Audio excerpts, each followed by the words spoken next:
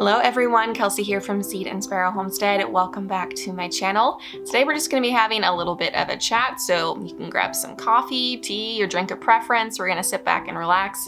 And I want to talk to you about gardening, more specifically how to start a garden. I am just going to be speaking from my own experience. I have been or will be gardening here on our homestead. This will be my 6th year. And while I am no expert, I fully acknowledge that. I have learned a lot in that time through trial and error, through pushing the boundaries a bit. I'm not much of a rule follower when it comes to gardening. And I consider myself somewhat of a garden nerd. It is a huge passion of mine. Give me all of the stats and studies and books and YouTube videos. I will binge watch them gladly.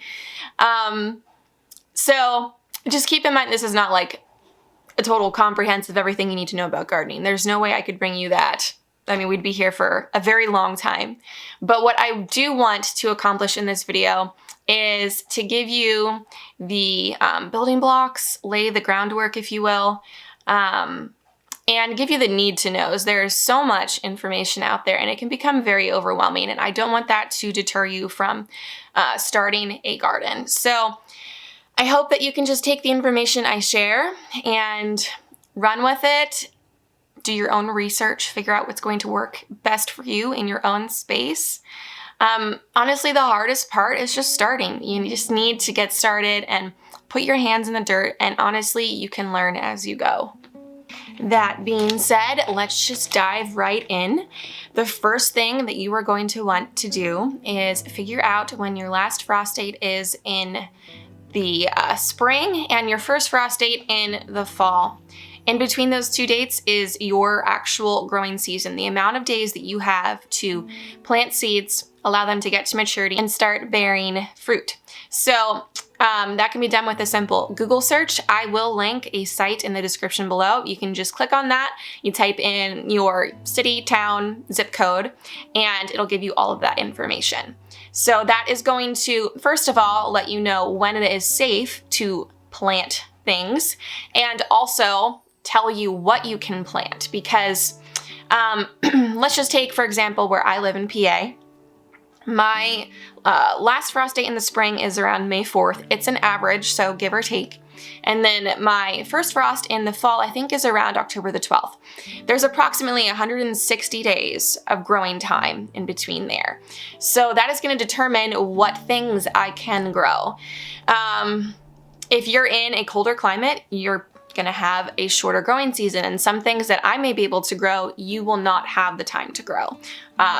Like watermelon. Some watermelon varieties are like 100, 110, 120 days until they get to maturity, and then you have to wait for the fruit to ripen.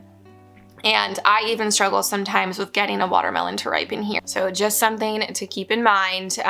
Write all of that down on a piece of paper, figure out your last frost date in the spring and what your growing season is. Next would be figuring out location of your garden, where you are going to put it. So some things to keep in mind there. First off would be sunlight. You need at least 8+ hours of direct sunlight on your plants. Not just brightness, you want the sun beams on them. Not saying that things wouldn't grow if you didn't have that much, they will, but because you're not giving them the ideal amount of light, they are not going to thrive as well. They may struggle with disease, and you probably won't see as much of an output, a yield from those plants as you would if you would have them in ideal sunlight. If you're not sure how much your intended space gets sunlight-wise, you can just put like a chair, some sort of object out in that space, and just keep track of how the sun tracks over it throughout the day and when it is completely covered with shade. And speaking of shade, sometimes this might sound really silly, but it does get overlooked. If you're planting your garden in the winter, some people forget that trees have leaves in the spring and the summer. So while they may not cast much of a shadow right now, they will later on in the year. So just don't forget that part. Next up to consider would be water. Water is obviously vital to a garden's success. So making sure to choose a location where you have a water source, a water hookup nearby. You can by all means hand water, but depending on the size of your garden, that gets to be a lot of work and a lot of time. I have done it. It is doable, and homesteader mindset, you work with what you've got, but ideally, make sure you put your garden somewhere close to water. Another consideration is how it settles in that space. So does it become easily waterlogged, and if it rains, do you have a pond form? Plants definitely need water, but they're not going to take kindly to drowning or sitting in standing water, because then you're just going to have root rot. So you want to find a spot that is well draining. And if your options are limited and you have to put it in a spot where it's a little bit more low lying, then perhaps you want to consider a raised bed garden or a container garden to help alleviate some of that water issue. When planning your garden design layout of the bed's plot, make sure it is a southern facing. That is going to be ideal. And make sure that your pathways in the garden are wide enough for you to get down with a wheelbarrow or a garden cart. Talking from experience here, the first year we had our garden, we put the beds too close together, and I went to take a garden cart through and we were short about 3 inches. So don't do that. And make sure the width, if you are making raised beds, or even if you're just doing beds in ground, that they're not much wider than 4 feet. You want to be able to reach into the center and tend to what is in there without having to walk all over it and compact the soil. So keep that one in mind too. As far as methods of gardening, whether you're choosing raised beds or in-ground plots, if you're choosing to do a no-dig garden or a permaculture garden or back to Eden, Ruth Stout, there's a whole bunch out there. And I don't think there's any wrong way to garden. I think we all have different climates and ecosystems and soil conditions, and what may be right for one person may not work great for another. So that's some research that you're gonna have to do on your own. I have tried pretty much all of them except for Ruth Stout. I am gonna be doing that this coming year, and I've had great success with all of them. So don't feel like you are limited to one option, and don't feel like you're going to make the wrong decision. It's really just about trying and seeing what works best for you in your space. Okay, let's talk about one of my favorite subjects, and that is soil. Obviously, you want nice, rich, loamy, living soil. Living soil is going to give you good, nutrient-dense food. And the way that I've achieved that here on our homestead is just throwing in a ton of organic matter. If you are a person that is a planner, likes to be precise and see details, I would recommend you go and get a soil test done. There's one you can order from Amazon. I will link it in the description. And it's going to tell you exactly what you need to make sure your soil is at its best for growing food. What I have done, now we have very heavy clay soil, and when we first started working with it, you dig down quite a bit and there was just no life. It was devoid of life. I didn't see any worms, any bugs, and it was just a clay mess. So what I did the first year, we did till in. And when we were tilling, I incorporated peat moss, a little bit of sand, a ton of compost. I think I threw in some azomite, maybe some kelp meal as well. And that really seemed to do the trick. The next year, we dug down, and at least 6 inches down, you found worms and little bugs and critters, and it was just full of life, and it was nice and loamy and rich. And thereafter, I have not tilled. I don't want to disrupt and disturb what has been created now. Instead, I'm going to continually build that soil up by adding more compost and more organic matter and allowing that to permeate down through the ground. So that is my method, and it has worked really well for me. Now, in my raised bed space, when we have the beds built, we use a little bit of a hugelkultur method, and that is, at its simplest form, growing plants in dirt on top of wood. That's really all it is. And I will put twigs, branches, small logs, leaf matter, that type of stuff on the bottom.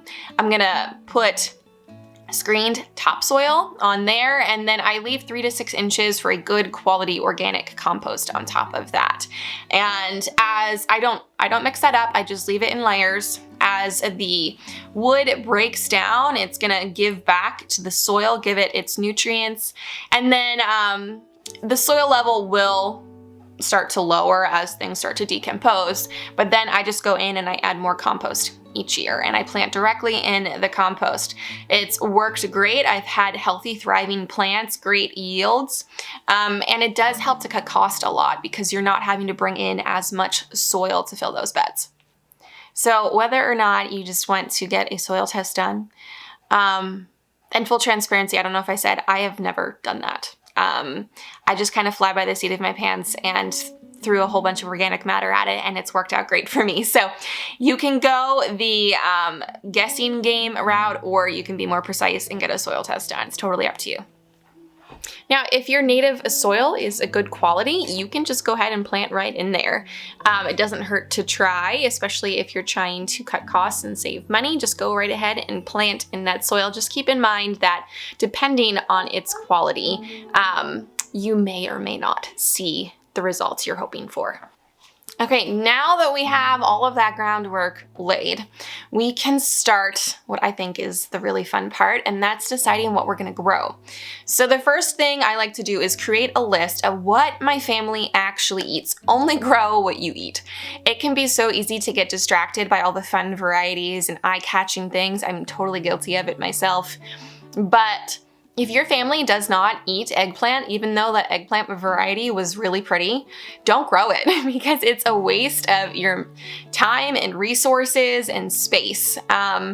Grow what your family eats. Now, I like to take that list and then I like to number all of those things. Let's just say 1 through 10. 1 being what we eat the most of, 10 the least. And then I know I need to devote more of my available space in my garden to growing those things at the top of the list. Now, you do want to keep in mind what the higher dollar items are. If you're limited on space, while your family may eat a lot of tomatoes, here I can get tomatoes for $10 a bushel. What is really expensive in my area is peppers. A single pepper, I think at the store the other day, was $2. That's nuts, $2 for 1 pepper. So while we don't eat a ton of peppers, maybe I want to devote a little bit more space to peppers because in the long run, that's going to save me more money. When you go to start purchasing seeds, if you're planning your garden in the winter, which run right now it's January, it's the perfect time to start purchasing seeds. If you wait too long, just know you're not going to have as much of a selection. Things do sell out. But when researching and purchasing seeds, it's going to have a bunch of information for you on the website. And this is one thing you're definitely going to want to look at. Right there, it says days till maturity, 60 days for this bush bean variety. You want to make sure that the seeds you are choosing, the varieties you're choosing, are going to grow well in your own area, in your own climate. So remember at the beginning, we found out what the length of our growing season is. Make sure all the varieties you choose are going to grow within that time frame. Now, don't forget about flowers. Flowers are vital to a thriving garden. You want them to bring in all of the pollinators and the beneficial insects that are going to kill off all of the bad bugs. So definitely account for some space to plant flowers, and I like to mix them in throughout everything. Flowers are honestly my most favorite thing to grow. I've purchased so many flower seeds this year, it's kind of embarrassing. I don't even know if I have the space to grow them, but I'm going to try. So definitely remember to put flowers in your garden. If you're limited on space in your garden, something to utilize is growing vertically, creating a trellis an archway out of cattle panels and T-posts. My husband picked up some concrete mesh, and I used that to line my in-ground garden beds, like on each side. It almost makes somewhat of a fence. And that is what I grow all of my peas up, some squash, cucumbers. I also use it to support my tomatoes. I find tomato cages to be bulky, and I like things to be a little bit more streamlined. So it's a great way to make use of your space, especially if you're big on growing things like pumpkins and squash, melons. Those things take over a garden. Their vines are ridiculous. They go on for days and days and days. So by allowing them to grow up and over something, you are just maximizing your amount of growing space. Okay, so now the question that I'm sure is on a lot of your minds is, Kelsey, how much of this do I need to grow? How much do I need to feed my family? And honestly, I can't give you an answer to that. There's a lot that factors into it. Like, are you just growing things for fresh eating, or do you plan on preserving them? And in how many different ways and different recipes are you going to preserve it? What is your family made up of? Is it all adults, or do you have some little ones who are going to eat less? The weather comes into play. If it's not a good year weather-wise, if there's lots of disease or pests, your yield may be lower. So that's just kind of something you learn over the years. I'm gonna say around year 3, I just started to get a really good handle on how much I needed to grow for our own purposes here. There are some guides that you can loosely follow. I will link one in the description. It's by Jill Winger. And it may just help just to give you an idea. But my method there is just always grow more than what you think you need, especially, I mean, if you have the space. I just always plant, honestly, way more than what we need. That's like a fault of mine. But if my family can't consume it and I don't have the time to preserve it, then I can at least bless other people with it and gift it to them. So nothing ever goes to waste. Okay, before I wrap this video up, I do want to take you all outside. Hopefully the sunlight sticks around for a little while. It's starting to get dark. I just want to show you what I am working with, what I have built here over the last 6 years. So keep in mind, it did not happen overnight, and it is ever changing. If you watch some of my previous videos at the beginning of this channel, then you're going to see a completely different space. We gave it a facelift at the end of the summer, and I'm really excited to work with all the new areas that I've got going on. So hopefully it just gives you a little bit of inspiration and some ideas to work with. All right, quick overview of the yard. Up front, I have 2 in-ground plots. There's a few little raised beds in that one. Working our way back, I have my raised bed garden as well as my no-dig part in the center there, and in the back is my permaculture tree guild.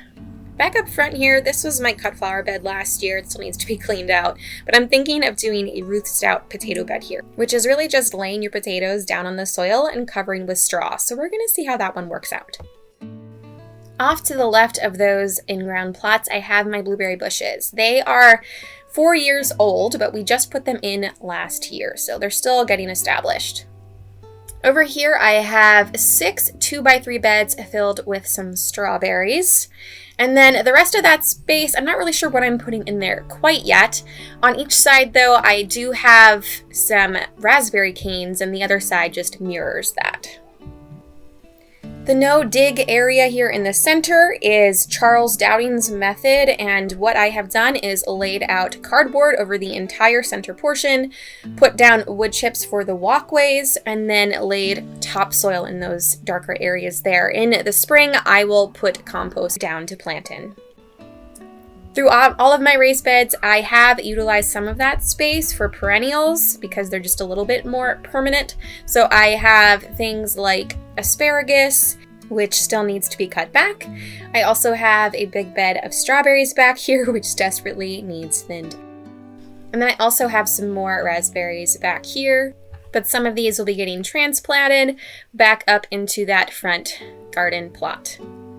Here you can see that concrete mesh that I used to support my tomatoes lining these beds. We just used a T-post down along the way to support it.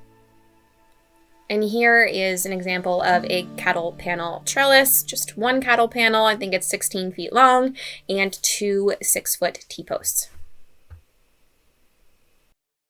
This space is new. I laid ground fabric and a whole bunch of wood chips. There's 2 new beds in there, and this is a spot where I'm going to put like a picnic table, some sort of seating. In the very back here is my keyhole permaculture bed, and I have made it into an apple tree guild. And the purpose here is to use plants that are multifunctional. They work together to kind of create a self-sustaining, somewhat hands-off garden space, which is totally up my alley. So for a really quick example, this apple tree provides food. It also provides shade as its leaves fall to the ground. It feeds the plants beneath it. I have comfrey and yarrow, which are nitrogen fixers, and they accumulate nutrients in the soil. Comfrey is also a green manure. And then things like yarrow and the chives that I have planted, they emit strong scents and may repel pests. The deep mulch here, which is aged wood chips, not only helps to retain moisture as they break down, they feed the soil, and they also suppress weeds. So essentially we are creating a mini ecosystem, planting things that are mutually beneficial, increasing biodiversity, and in turn getting a low maintenance system. Okay, that's it. That's all I have for you today. Like I said, I just wanted to lay the groundwork, get you started on your gardening journey. So just take this information and do some more research and start to get your garden plan together. If you have any suggestions for videos you want me to do in the future regarding gardening, subjects you want me to go into more detail on, drop that below in the comments and I will do my best to get that out to you. And also if you just have any other questions, I'll be happy to answer them in the comments. All right, you guys, thank you so much for watching. I hope you enjoyed and learned a little bit of something to get you started on your gardening journey. Don't forget to like this video and subscribe to my channel if you haven't already. I hope you have a wonderful day, and I will catch you in the next one. Take care.